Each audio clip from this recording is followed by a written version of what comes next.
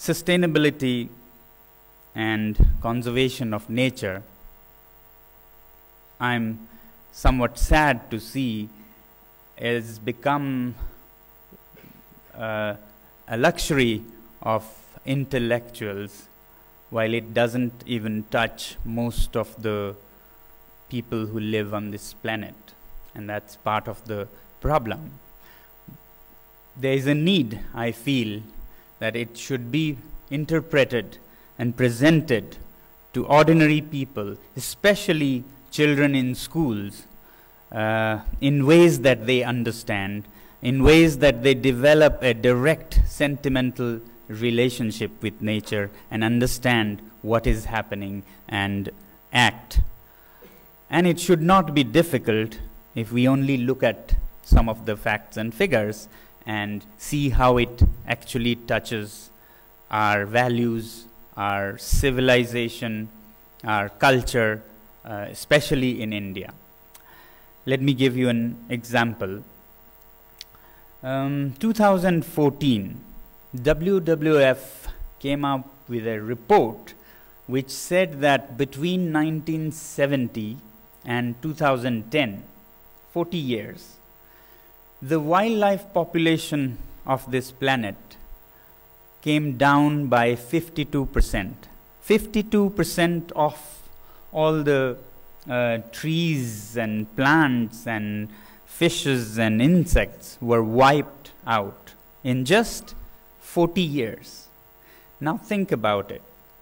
It took nature billions of years to create this diverse forms of lives, and it took us modern so-called civilized men only 40 years to wipe it out from the face of the earth. And yet, very few even know about it. Very few are moved by it. And that is what shocks me. Especially in a country where ahimsa is such an important part of our ethos. Every religion worth the name, not just in this country but on this planet, values ahimsa, non-violence. Yet we don't even see the violence in killing 52% of our wild siblings on this planet. There is a serious need to link what is happening on this planet to what we value, and this, I feel, is not happening, and I would like to promote this among ordinary common people and children, to see it in the language that we perhaps understand. And there is a need for those of us who are working in this field to present it in language and ways that ordinary people understand and act. In the name of ahimsa, for example, in the region I come from, where people are mostly Buddhist, a person may go through all kinds of circus to save a fly from drowning in your teacup. Very good. Such care and concern for living beings.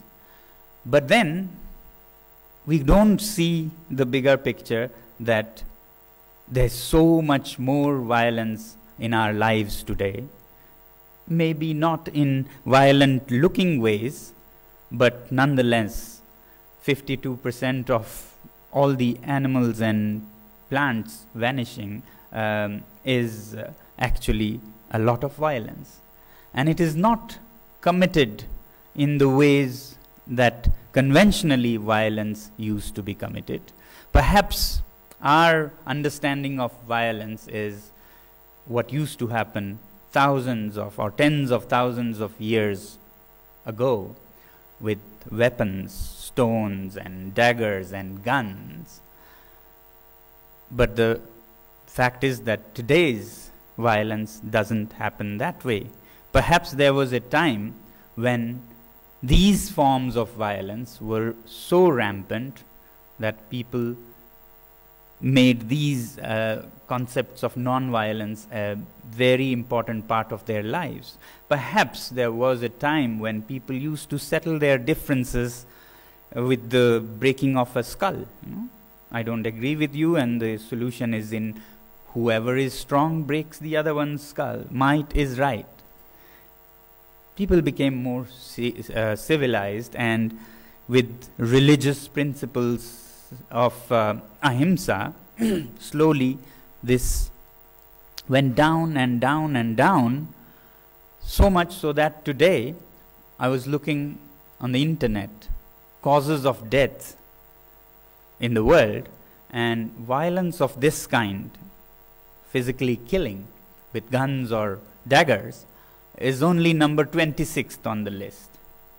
What is number 1, 2, 3 are environmental or lifestyle related causes of death.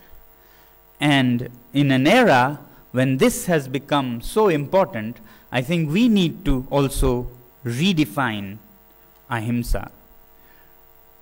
Today's violence, today's himsa is not committed, as I said, with guns and daggers, but it perhaps is committed with very neat, clean, swanky looking motor cars, which we think announces that we have arrived. But to me, these are actually weapons of mass destruction that is causing all this extinctions on this planet. Similarly, it is perhaps in the way we consume things. We may need 4 pairs of clothes and we choose to have 40. It doesn't even satisfy our needs. Law of diminishing returns would say that the first pair of shoes gives you satisfaction, but the 21st doesn't even give you that satisfaction. But for every pair of shoes or clothes, there's a whole industry running, belching smoke and leaching out poisons and poisoning the air and causing the death of this 52% that I talked about. Yet we don't see any violence in over-consuming and using resources like we do. So therefore, I would appeal to all people working in this field and to people in general to relate these new happenings to the realities of today and see them in relation to the values that we uphold. For example, himsa and ahimsa, to include what is happening. Otherwise, we are perhaps stuck in times that are 20,000 years ago, whereas things are so different today. And to come to the rescue of this situation, we'll at least have to redefine and readapt our understanding of things.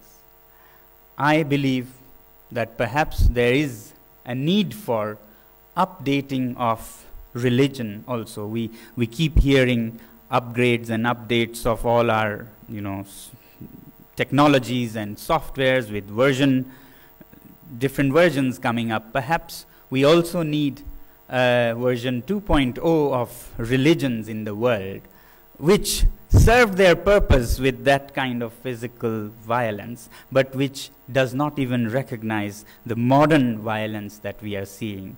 Perhaps we need religions that consider planting of a tree or adding to the richness of nature as a virtuous act and the opposite as sinful acts. Perhaps a Hindu or a Jain or a Buddhist or a Muslim needs to have new principles which says that I am a Hindu, I don't use the escalators for no reason. My religion says I use steps and keep fit my body and nature. Perhaps we need to have values, principles that say I don't drink from a plastic bottle, and not just I don't drink this and I don't drink that and I don't eat vegetarian, non-vegetarian and so on. Those are great, but much more violence is done in how we live than in killing an animal for eating or so. Therefore, I would very much like to see that our educational institutions, especially, raising our children with these values and understandings to live in a changing world. These schools that we send our children to me, they address an issue from 300 years ago, when the purpose was to exploit nature, to conquer nature, and they thought that nature could be conquered. We have very well seen by now the mess that we have landed ourselves in, and yet if we only teach in our schools the same things, nothing good is going to come out. It's a very sad situation where our children go through so-called schooling for not a day or a year, but a whole quarter of their lives. And yet, to find solutions to what is happening in nature and in cities, we have expectations more from talks like these and events around nature, whereas we may find hard to find time for such events, and yet every one of us found time to listen to talks and events, not a day, not a month, but for 15, 16, 20 years, captively in a system called schooling. We perhaps need to change that also to address this situation, and only that future citizens will grow up with those values that will perhaps rescue this planet. So with these thoughts of redefining, reinventing our values, and as I said, our concept of religion, I pay tribute to this great pioneer who has done amazing pioneering work in this country, and I thank the people behind this award and the organization very much on behalf of myself, and I said all the living beings on this planet. Thank you very much. Thank you.